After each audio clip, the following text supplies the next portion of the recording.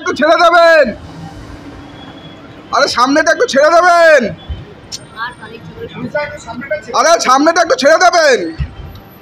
Mister Banerjee, দিল্লির নির্বাচন নিয়ে কিছু বলবেন? দিল্লির নির্বাচন নিয়ে তাও তো একদম আসল। কালকে বাজেট, তার আগে কি দিল্লি নির্বাচন মনে হচ্ছে? কি বলবেন? আমাদের বক্তব্য আমরা স্পষ্ট করেছি যে বিজেপি বিরোধী ওখানে প্রধান শক্তি রয়েছে আম আদমি পার্টি।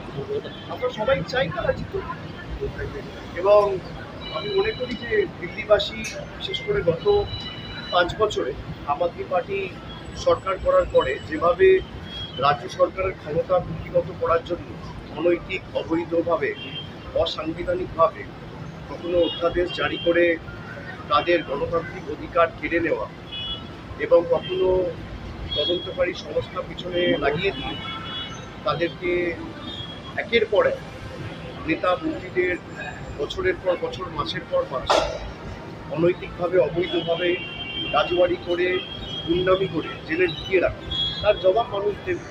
এবং যেখানেই ওরা এই এজেন্সির জোরে ক্ষমতা দখল করতে চেয়েছে সেখানেই ওরা মুক্তিতে বের করেছে, এবং দিল্লি আমার মনে হয় না ব্যতিক্রম কিছু। বলছি অভিষেক, উদয়নগুহ বলছেন যে শাশুড়িদের তাদের যে চাবি তাদের বৌমাদের, নতুন বৌমাদের দিয়ে দেওয়া উচিত। আবার কি নবীন প্রবীণ সেই বিতর্ক? আমি জানি না, আমি শুনি উনি কি বলেছে। কালকে বাজেটে নিয়ে, কালকে কেন্দ্রীয় বাজেট, দেখুন বাজেট তো এরা যবে থেকে ক্ষমতায় এসছে যে কটা বাজেট পেশ করেছে সেখানে সাধারণ গরিব মানুষের জন্য বা মধ্যবিত্তদের জন্য কোথাও তো কোনো রিলিফ কিছু দেয়নি। বাজেট মানে তো এটা উদ্যোগপতিদের বাজেট। গত 10 বছরে বড়লোক আরো বড়লোক হয়েছে, ধনীরা আরো ধনী হয়েছে, গরিব আরো গরিব হয়েছে। বাজেট নিয়ে আমার কোনো আশা নেই এই সরকার যতদিন আছে। এরা সাধারণ মানুষ, খেটে খাওয়া মানুষ, গরিব, কৃষক, শ্রমিক, এসসি, এসটি, ওবিসি, তফসিলি জাতি, উপজাতি, ছাত্র, যুব, কারোর জন্য কিছু করবে। এমনকি কালো কৃষি আইন এনে 700 জন কৃষক মারা গেছে এদের কারণে। এদের আমলে নোটবন্দি থেকে জিএসটি কি হয়, জনবিরোধী সরকারের আশা করা। ক্যালেন্ডার বিতর্ক নিয়ে কিছু বলবেন? ক্যালেন্ডার বিতর্ক নিয়ে কি আমি জানি না কিছু। কি হয়েছে? ছবি যে চেঞ্জ, মানে প্রথম ছবি এসেছিল, আপনার ছবি ছিল, দেখুন, তারপরে দিদির ছবি আসলো। দুটোতেই দিদির ছবি ছিল। কোনো সংবাদ মাধ্যমে আমি শুনেছি একটা খবর করেছে, সেটা আমার মনে হয় ঠিক। একটা ক্যালেন্ডার হয়েছিল যেটা শুধুমাত্র ডায়মন্ড হারবারে দেওয়া হয়েছিল, আর একটা ক্যালেন্ডার হয়েছিল যেটা পার্টি থেকে বিতরণের জন্য বলা হয়েছে। পরবর্তীকালে আমি শুনেছি ছবি পছন্দ হয়নি, তার সিদ্ধান্ত শুধু তিনি যাবেন, একটু বিতর্ক তো কিছু নেই। বৈঠক কি করবেন যাচ্ছেন? আমি জানি কোনো আলোচনা হয়নি, এই আলোচনা হয় নিশ্চয়ই আপনারা জানতে পারবেন।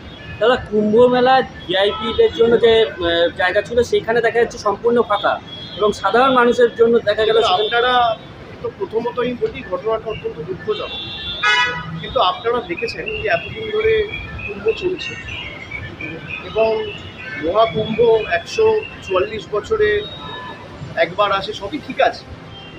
এত মানুষ যখন যাবে একটা মিনিমাম ব্যবস্থাপনা, প্রস্তুতি তো দরকার। এখানে প্রস্তুতি কম, ব্যবস্থাপনা কম, পরিকল্পনা কম, প্রচার, ঢাকঢোল পিটিয়ে পাবলিসিটি বেশি, খালি মার্কেটিং আর পরিকল্পনা নেই। এই জিনিসটাই যদি অন্য কোনো রাজ্যে হতো, বিশেষ করে বিজেপি বিরোধী রাজ্যে, যদি তামিলনাড়ুতে হতো বা বাংলায় হতো বা অন্য কোনো রাজ্যে যারা বিজেপির বিরুদ্ধে লড়াই করছে, এতক্ষণ রাষ্ট্রপতি শাসনের কথা জারি করার কথা বলা হতো। এখন তো সরকারি ফিগার দিতে পারে, কখনো বলছে 30 জন, কখনো বলছে 40 জন।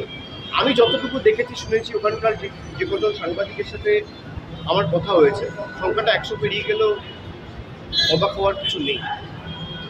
গরিব মানুষের জন্য কোনো ব্যবস্থা নেই। বড় বড় উদ্যোগপতিরা যাচ্ছে, নেতা মন্ত্রীরা যাচ্ছে, তাদের জন্য ভিভিআইপি ব্যবস্থা। দুঃখের তো, সবার সে অধিকার রয়েছে।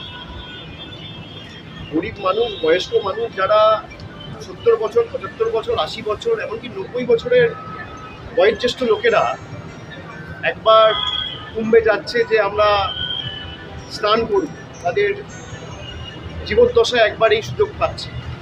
তাদের জন্য কোনো ব্যবস্থা নেই। বড় উদ্যোগপতি যারা যাচ্ছেন তাদের জন্য ব্যবস্থা রয়েছে, পুলিশ তাদেরকে খাতির করে গিয়ে নিয়ে যাচ্ছে, প্রশাসন তাদের পাশে রয়েছে, গরিব মানুষের পাশে নেই। সুতরাং প্রচার বেশি আর প্রস্তুতি কম হলে যা হয়। দুর্ভাগ্যজনক, বেদনাদায়ক। আমি আশা করব এই ঘটনাগুলোর থেকে এরা শিক্ষা নেবে, কিন্তু বিজেপি কোনো ঘটনা থেকে শিক্ষা নেয় না। এরা ভাবে যে আমরা দেশটাকে কিনে রেখেছি, আর সংবাদ মাধ্যম তো এদের হাতে যা বলবো তাই চলবে। মানুষ দেখেছে যে নেতা মন্ত্রী যখন যাচ্ছে সব খালি করে দেওয়া হচ্ছে, রাস্তা ফাঁকা করে দেওয়া হচ্ছে, এমনকি সংগমের একদম সামনে অব্দি গাড়ি নিয়ে যাওয়ার ব্যবস্থা পর্যন্ত রয়েছে। এগুলো কোনোদিন অ্যালাউ করা উচিত না। আমরাও তো এখানে গঙ্গাসাগর করেছি, আমাদের রাজ্য সরকারও তো করেছে, প্রায় নেই করে 14 বছর সরকার ক্ষমতায়। এরকম ঘটনা যদি বাংলায় ঘটতো, ঈশ্বর সর্বশক্তিমান না করে কোনোদিন ঘটুক, কিন্তু যদি ঘটতো তাহলে এতক্ষণ তো রাষ্ট্রপতি শাসন জারি করার কথা বলতো। আমার বলার কিছু নেই, মানুষ দেখছে। দিল্লির মাসনাদে কি আবার কেজরিওয়াল? বলেছিলাম, দেখা যাক। দেখুন, আমি তো দিল্লির ভোটার না। আমরা চাই খালি দিল্লি বলে নয়, যেখানে বিজেপির বিরুদ্ধে যারা সর্বশক্তি প্রয়োগ করে লড়াই করছে তারা জিতুক, তারা শক্তিশালী হোক। আমরা তো ইন্ডিয়া জোট হওয়ার প্রথম দিন থেকে এই কথাটাই বলে এসেছি, আজও কোনো ব্যতিক্রম নয়। Thank you. Thank you.